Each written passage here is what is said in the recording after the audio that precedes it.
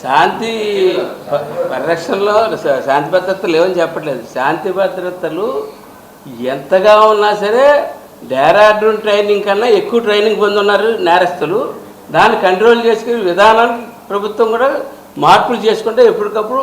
ఇప్పుడు గతంలో రాజకీయ నాయకులు ప్రతిపక్ష నాయకులుగా ఉండేవారు. ఇప్పుడు నేరస్తులు ప్రతిపక్ష నాయకులుగా ఉన్నప్పుడు దానికి తగ్గట్టుగా చట్టాలను మార్చుకుంటా ముందుకు తీసుకెళ్లాలని చెప్పి మేము చెప్తాం. అంటే ఎల్లప్పుడూ ఇప్పుడు వైజాగ్, ఇప్పుడు శ్రీకాకుళం, అంతకుముందు గుంటూరు 3 సార్లు కూడా అధికారుల మీద ఒత్తిడి చేశారు, వాళ్ళని తోసేశారంటారు కదా.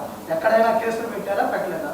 సరే, ఎక్కడ దానిపైన అది చేసుకుంటుంది. సివియారిటీ పెరగాలని నేను చెప్తా ఉన్నాను. ఎందుకంటే ఇటువంటి దానికి విధంగా ఇప్పుడున్న ప్రతిపక్ష నాయకులు నేరస్తులు అయినప్పుడు దానికి విధంగా చట్టాలు మార్చుకోవాలని చెప్తా ఉన్నాను. చట్టాలు అయితే ఉన్నాయి, కేసులు అవి కడతా ఉన్నారు.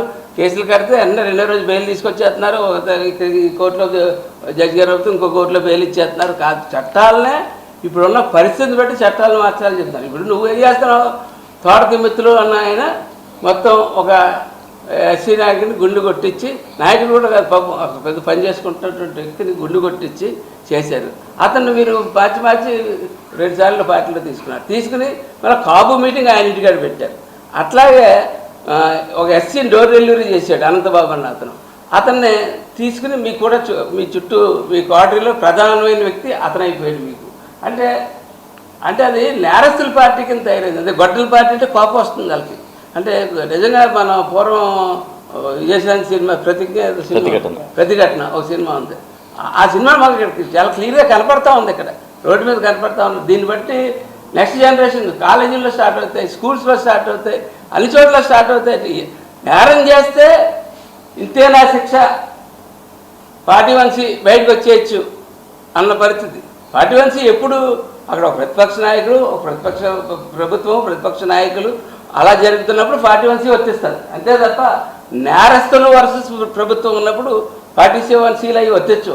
దానికి తగ్గట్టుగా చట్టాలు మార్చుకోవాలని నేను చెప్తా ఉన్నాను. అంటే మీ నాయకులు చంద్రబాబు, పవన్ కళ్యాణ్ గారు పట్టించుకోవట్లేదు, వదిలేస్తున్నారు, మా నాయకులను ప్రశ్నిస్తున్నాం అంటున్నారు. పట్టించుకోవట్లేదు అంటలేదు, మార్చుకోమని సలహా ఇస్తామని చెప్తున్నాం.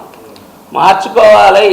ఉన్న పరిస్థితిని బట్టి మనకు ఎదురుపడుతున్న వ్యక్తులు ప్రతిపక్ష పార్టీ వ్యక్తులు కాదు, మనకు ఎదురుపడుతున్న వ్యక్తులు నేరస్తులు.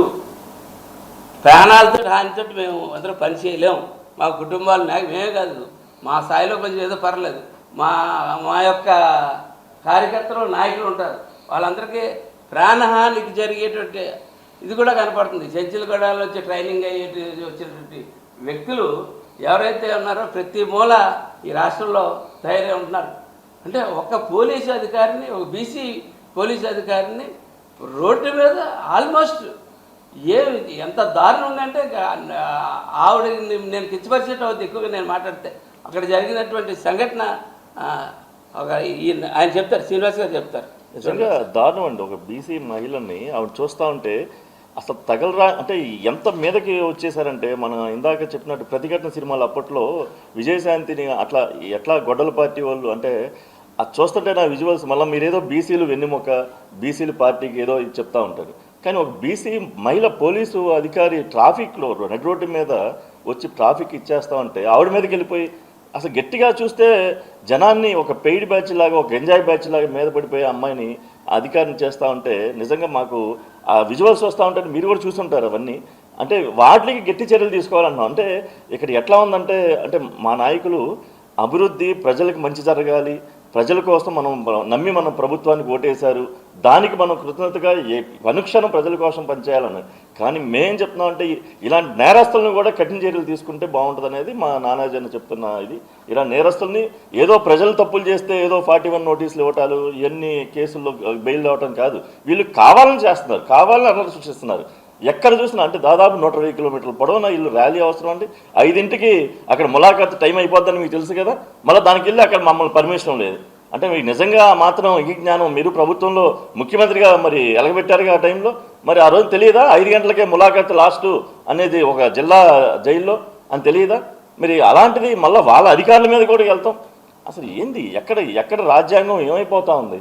వీళ్ళ మీద మేము గట్టి చర్యలు తీసుకోవాలి. మనం చూస్తూ ఏదో అల్లర్లు అయిపోతే మనం ఆంధ్రప్రదేశ్ ఎక్కడో ఇబ్బంది పడతాం, మనం ప్రభుత్వం ఇది అవుతుందని చెప్పి ప్రజలకు ఇబ్బంది కలిగిద్దని చూడకుండా వాళ్ళ మీద కఠిన చర్యలు తీసుకోవాలని చెప్పి అంటే మేము ఆశిస్తున్నాం. దాంట్లో భాగస్వామ్యంలో మేము కూడా ఉన్నాం, మా వంతు మేము కూడా ఇచ్చేస్తాం. మా అధ్యక్షులు పవన్ కళ్యాణ్ గారు కూడా మేము చెప్పేది అదే, అంటే ఎక్కడా కూడా ప్రజలు ఈ రోజున వీళ్ళు ప్రజలే తిరుగుబాటు చేసి వీళ్ళని శిక్షించే పరిస్థితి ఈ రోజున తయారవుతుంది. అంత దారుణంగా వీళ్ళు ప్రజల్లో అలకలోనం సృష్టిస్తున్నారు, అల్లరి సృష్టిస్తున్నారు, సంఘ విద్రోహ శక్తులని దాంట్లో పెడతా ఉన్నారు.